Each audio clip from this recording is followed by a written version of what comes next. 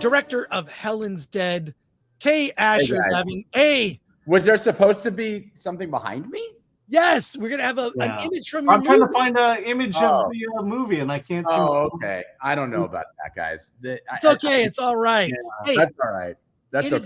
It's the Halloween season. Helen's Dead is a horror comedy featuring a lot of notable actors that you've seen in many things.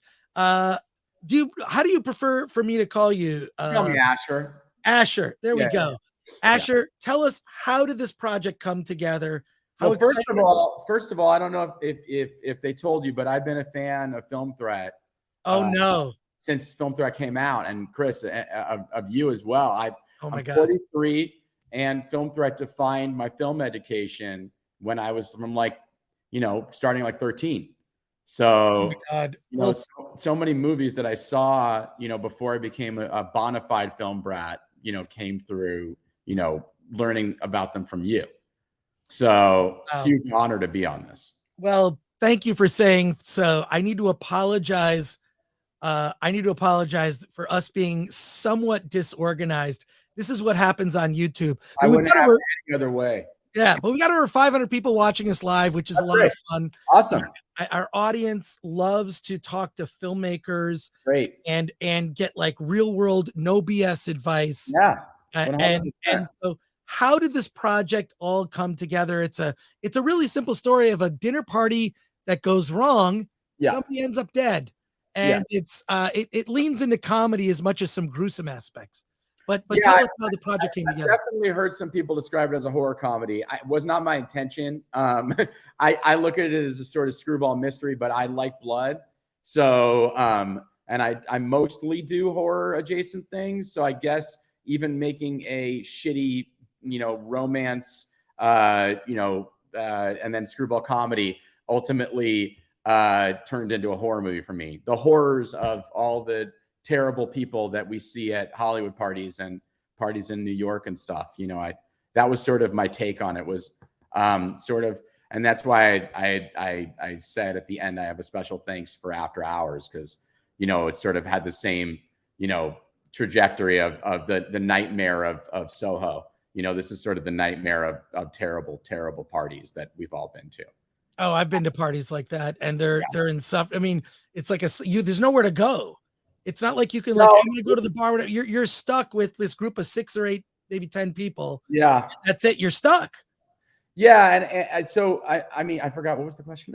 No, just like how the project came together. Oh, okay. So basically, what happened is that I very early on did a couple indies, and then got really sort of sucked into the world of digital, launching a lot of people's careers and doing a bunch of YA work. And coming out of my company and then Snap, I was like, fuck, I skipped over my 30s basically with filmmaking. I got to catch up. So, I kind of was like, I'm going to grab the spirit of real old school independent filmmakers and just start shooting a bunch of stuff and establish myself and my canon fast, and start to really learn what people like of mine and what people don't. So I've tried a bunch of things. I did this vampire film, and then I did this movie, this little neo-noir in the desert. That's where I met Emile Hirsch. And at that time I had done 2 in a row. And so the people that I was working with financing wise was like, you need to do another movie. You do these movies fast. And so, I was looking on the blacklist for a good script. Had a couple I was flirting with. I found Amy's.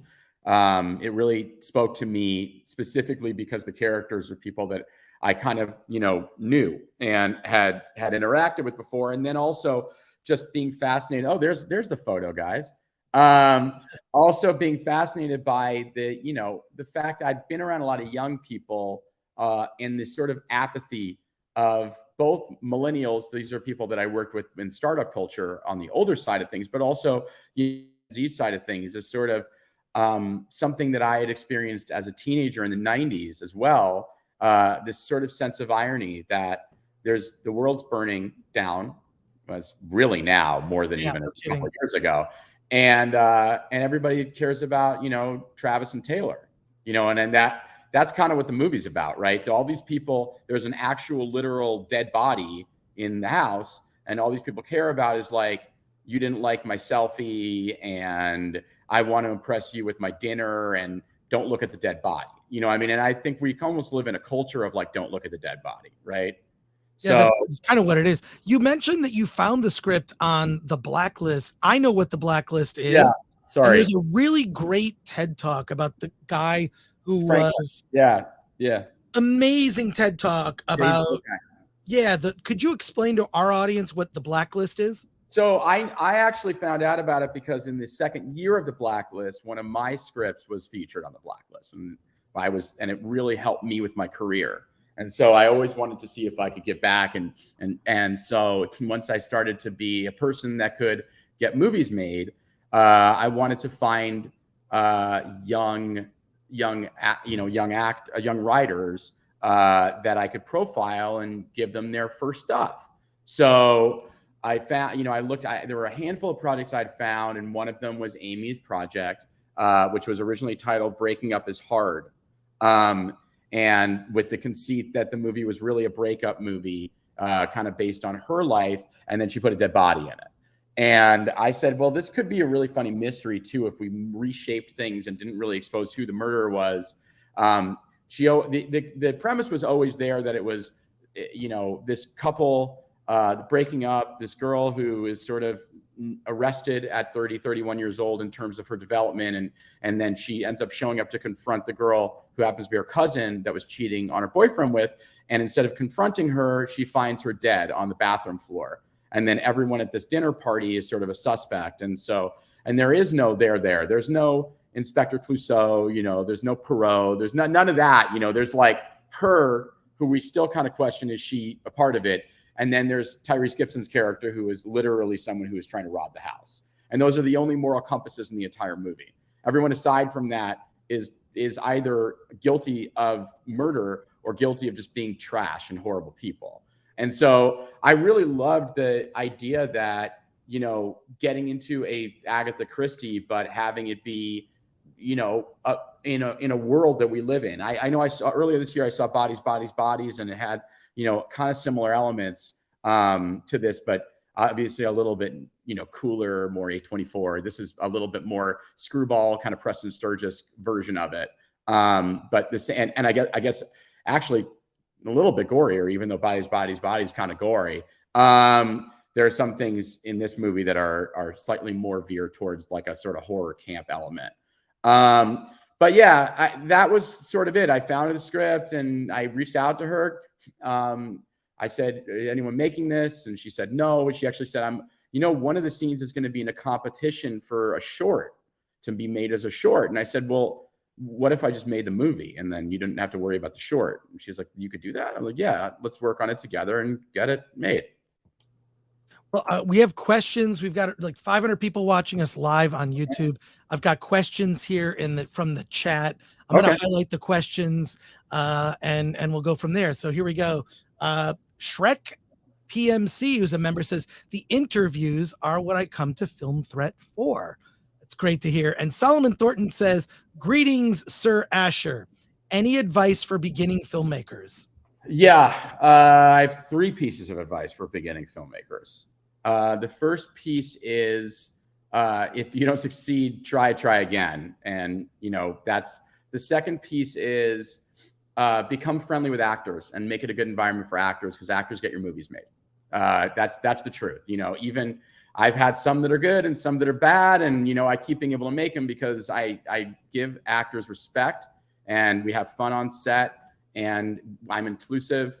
And I think that's really important. And then the third piece of advice is don't worry about overtime.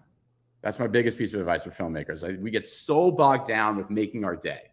And at the end of the day, it doesn't matter, because it'll be more expensive to do a reshoot or to add more time to post than to just get the fucking shots that you wanted and get the scenes done. Another question here from the nerd far away. Hail, Asher. Do you think it is ever too late to get into film in any capacity? No, it's not. I mean, well, I don't know. I mean, if you're 80 years old, it might be tough, but I think that, you got to look back at, we have a tendency to focus on the handful of young filmmakers that have made it.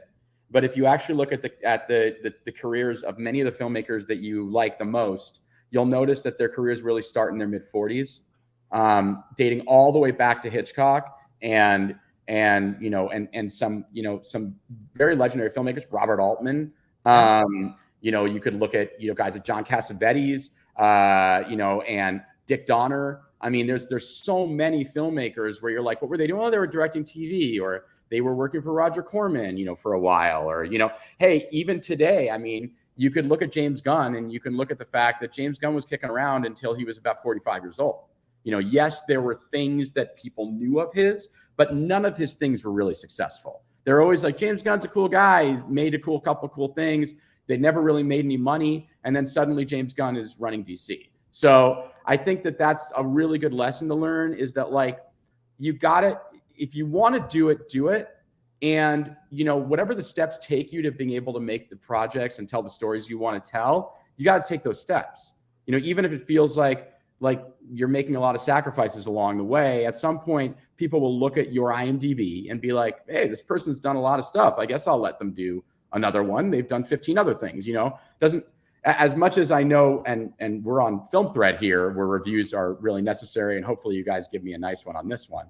But, the reviews matter only so much. When you're a company and you're looking to finance a project, you're looking more at, did this person have a movie that came out? Was it finished? Was it distributed? That's what they care about. Not like, was it a 99% on Rotten Tomatoes? Because if that person made 3 movies in 15 years, then maybe there's a problem with the filmmaker, even if the movies had great reviews. Maybe they're an asshole. Maybe it fell out of development a lot of times. We've all heard horror stories about filmmakers. So the key is to make your partners, happy, not necessarily financially happy, because there's no Rubik's Cube to that, but happy with the process and happy with working with you again. Another question here from Pyromorphous. Question: how difficult is it to balance a script between scary and funny stuff like Tucker and Dale versus Evil Tickles Me Somewhere Special? That's an interesting question, as I'm still trying to figure it out. I think that when we did Slayers, that was really complicated, and I was really still figuring out the way to do it. I had a lot of things to say, and sometimes it was funny, and some people liked it, and some people fucking hated it. I actually got a review that just said "fuck you" on it, which was my favorite review. I emoted some emotion. It was a great one. Fuck you. But horror comedies are incredibly hard to pull off.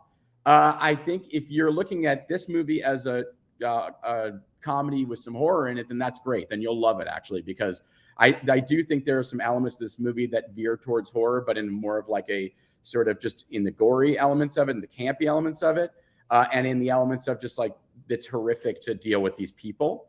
I think you need to study the masters on tone when it comes to horror comedy. So you're looking at like early John Landis, and you're looking at Joe Dante, and you're looking at Sam Raimi, and some Edgar Wright stuff. And also know that like that you may not nail it. It's really hard. I'm just gonna. This is totally honest. Like, horror comedy is tough. And when it's bad, it's really bad. And when it works, it's really great. But it's a very, very small margin. I would rather veer towards horror with some one-liners. More in the John Carpenter spirit of things, the Wes Craven spirit of things, where it's mischievous and you laugh as a relief, but you're not resting your whole entire movie on the movie being funny, because it will very quickly slip into camp. It's inevitable. There are like 4 filmmakers in the world that actually know how to nail it. I think Just a couple. but it sounds like it's a matter of saying, I'm making a horror or I'm making a comedy, and it's not a matter of doing both or trying to do both. Yeah, I think you need to take seriously what genre you're going into. Like in this movie, I was like, this is a fucking comedy, and I was like, and I almost sort of like tricked people who gave me the money for this movie by being like, it's Emil and Tyrese and it's a murder mystery and all that stuff. And then I went in there and I'm like, 2 cameras, all comedy actors. Let's fuck around for 3 weeks. I mean, like it certainly, I certainly directed it like a comedy, right? And I think that comes through. The horror elements of it, great. I'm glad that people saw some things that were thrilling, and there were some scenes that had more suspense, and the score goes there. Some places there's body dismemberment, and there's blood, and there's vomit, and there's a lot of stuff that might be more skewed towards a horror audience. But certainly, that's what you mean. And also pick your distributors, because they will look at a movie like this, not like this movie. This movie, I was blessed. My distributors on this movie were like, we know exactly what you're doing here. But when I did Slayers, and I probably shouldn't talk about this, but we had a distributor before the final one. And I turned in a much more sort of Carpenter-inspired version of that movie. And I had a great score that was sort of, more Coney-based score. I was using Quaron's editor, and we turned in like a 79-minute trip of a movie, with some jokes. And I loved it. And then I got the email back where they're like, we're not going to take this movie. And I'm like, what are you talking about? Like, this is not the movie. You told us Zombieland. I'm like, I never did. Someone on the sales team told you that. That's not, I had intended to make a movie that was closer to like Attack the Block. And they were like, no fucking way. And then my financiers are like, hey, you got to figure out how to pay this movie. You got to recut this movie. So I ended up having to recut the whole fucking thing. They're also like, there's influencers. Isn't it supposed to look like an influencer movie? And I was like, no, I mean, that was just their job. Like, I wanted to not do it. So I ended up having to make a totally different movie in post, and it took me like a year. And it was some people like it. Like, personally, I like the version before better. And I'm just going to be honest. Like, I hope that nobody on here, is, if people like Slayers, great. There was a better version of it, the different version of it. I did what I could to make it radical and different and feel like a sort of fever dream on the other side of it. I never wanted to be in the middle with it. And I think that was the thing. I never wanted to sacrifice. It's like, I was basically like, if you're going to make me do that, I'm making Fight Club with the movie. And that's it, and so I think that's the big thing. Find a distributor where you're like, these are my visuals. This is the script. This is the tone. This is the score up front. And like, have them say on paper, we approve this movie like this. Because when you're doing movies where it's a tone thing specifically, and it's not a traditional genre film, they will fuck you on it. They just will. Just a couple more questions from here. Fletcher Williams asks, the color palette in the beginning of the trailer looks very Hallmark HGTV brightness, then more dark night, but still bright. What were your color palette inspirations? So my color palette inspirations were fighting my cinematographer quite a bit. My inspirations were like late 70s Altman, and some sort of later Hal Ashby, love Hal Ashby, later Cassavetes. It was the sort of flatness I was looking for. My inspiration really was a vibe of, it's like 12:30 at night at a party and you hate everybody and you've had one too many drinks. And so everything's a little flat and a little murky. And the colors are kind of bleeding. And I think that was, and I did do that. And I think that, that's not what a cinematographer wants to hear. When I went to my cinematographer I've worked with a lot, and I'm like, yeah, I want this movie to feel flat. And he's like, what do you mean? I was like, I want it to feel flat. I want the comedy to be up front. I don't want people to notice the cinematography at all. And there is an element of it that I wanted to feel kind of female in terms of the look of it, the palette of it. And yeah, I did kind of want to not make a Hallmark movie where the way it looks, but there is irony in that I wanted the people to be pretty in the movie. I wanted the movie to have pretty colors, and then I wanted everybody to be ugly. And I wanted the stuff that's happening to be ugly. And there's plenty of like John Waters movies that do that quite a bit. My wife is a big John Waters fan. She saw this movie. She said it kind of has a John Waters feel in terms of it being really absurdist and being really ugly. The people are, but in like a funny way where it's entertaining and it's really campy. And there's, a couple other mid-90s movies like Sweetest Thing. And, there's some like, even like Mr. Jealousy. There's some films like that from like that were sort of on purpose. The aesthetic of it was, let's make this thing look like a kind of cheesy rom-com to a certain extent, right? And flatten it out. And then everybody talks like they're in a Tarantino movie or something, you know? And I think that was intentional. So I guess that's the long-winded say of the look is intentional in this movie. Some more comments and questions here for $2 from Taker610. Has Mr. Levin ever been mistaken for Spielberg? No, I don't think so. I guess not until now. I was going to say maybe a little Zack Snyder. You got sort of a Zack Snyder. Oh, okay. All right. It's a good thing. Shrek PMC asks, where is Helen's Dead available for viewing? So it's going to be PVOD and day and date. It'll be in theaters across the country on a limited run, and then I'm sure it'll be on a streamer after that. But it's a word of mouth movie. It's certainly not a movie that, you know, it's not like a poor man's Liam Neeson movie or anything like that. So if people are going to need to find it, you know, the actors in it are notable, obviously Emil and Tyrese and plenty of other actors, but I'm hoping that people see it and are turned on by it, think it's really funny and weird, and then tell people like, hey, that's a really fun, you know, Saturday night at home with you know, with my friends or whatever it is. And I know that a lot of people who've seen it have a lot of fun watching it. And one last question here from Rumble. Actually, we're live on Rumble.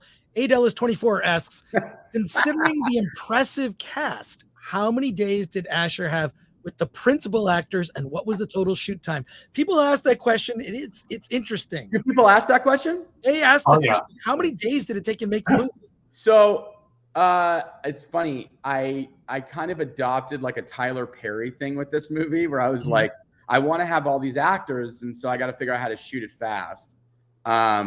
You know, and also like I was so envious when I was, and I'm going to go on a little bit of a diatribe here, but I was so envious when I was launching my company Brat.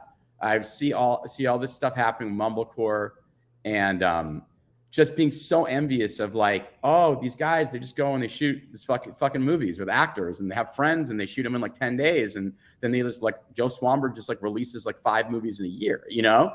And so this was like, oh, I have a much more expensive movie than I should, but I will really still want to shoot it like a Mumblecore movie. So, you know, everyone was there all the time, really is the answer. And we shot for about 11 days plus 2 days after in LA. So I guess that was 13 days. You know, we had some days where heavy page counts, but we could block shoot it, and, you know, not to speak too filmy, but, you know, we would shoot a room and then shoot a bunch of other things in the same room, or shoot one person's side. Tyrese's schedule was more complicated than everybody else's. He's such a good sport for being in a movie like this, and he loved it, but he had never done anything like this before. And it was really fun. It was like having a guest star almost in the movie, you know? Yeah. I mean, when he pops in, I've met him. He's a super nice guy. Oh, he's so nice. And it was like, he's like, man, this is great. I'm so happy fucking around, you know, and doing this. And so it was tough with him. We had 4 days with him, but we made him count. You know, Emil was there the whole time. And really most of the cast was there the whole time. Like there wasn't, I'd say out of the 11 principal days, I think everybody was there for like at least 9 of them. And we had so much to shoot, and we also, everything was really loose. You know, that was one thing I wanted to make sure of. I remember after the second day of filming, but it was a dinner party day, and we had this crazy rig of, you know, we had a dolly in a circle, and we had 2 cameras running basically like infinities through, so that I could capture everything at all times. And all the actors didn't really know where the cameras were. That was by intention. You know, I was like, okay, now this time we're stood again, and I made them just do like theater, so that, you know, we would just grab stuff and we'd cut it like a doc afterwards. We'd grab it, you know, and jump cut it and stuff. That was the aesthetic of the movie that I wanted to make. And I remember Brian Husky, who is a much more traditional comedy actor, and he's great, but you've seen him in a million things, and he's a bunch of stuff with Will Ferrell, you know, he's in TV. He was at the end of the day, he's like, did we get anything? Like, I don't know what the fuck would just happen here. You know, like it was so loose and sort of indie for him that I think he didn't register when the camera was on him a lot. Cause he's much more into, you know, used to traditional comedy directing, which is just like camera A, camera B, and, you know, this is where you hit that thing. And so, but whereas like with Emil, you know, he's done so much indie, and he's worked with people like David Gordon Green and stuff like that, where he knew like, oh, the camera will find me. You know what I mean? And so it was actually funny with with him and with Oliver, two people who had worked with David before. And I think that the styles are kind of similar. You know, David's pretty creative on set, and he just shoots, you know, and gets stuff. And they were really like that. And Emil I'd worked with before. Emil was great. He's like a point guard, you know, to me being a coach. So he could help steer someone. An actor who's not used to my style. I like to scream in the middle of takes and tell people what to do. I have, you know, I'm pretty hyperactive. I don't really have to write notes down. So if something isn't working, or if I have an idea, I'll just say, hey, oh, I tried this line, you know, here, or whatever. And, you know, and understand that a take is a take. I think a lot of times, especially when you're a younger filmmaker, you forget that like you're going to be in the editing room. You can pull 30 seconds, you know, it doesn't need to be a perfect take. Right. And so it's sometimes it's fun to do it that way, you know? All right. Well, I want to thank you, Yeah. Asher, for being on the show. Helen's Dead is coming to TVOD and limited release in theaters. So look for it. Helen's Dead. November 3rd. November 3rd. That's so right. In a week from Friday. So thank you for being on the show. Happy Halloween. Yeah. And I appreciate the kind words about Film Thread. I've been doing this a while, and I appreciate that like filmmakers, like if anything, Film Thread has inspired a lot of filmmakers. I think that's it's always nice to hear that. Absolutely. Well, look, I hope you guys enjoyed the movie and can tell everybody to go see it. You know, I know that your voices are influential. Awesome. Take care, Asher. We appreciate it. All right. Talk to you later. Thanks again.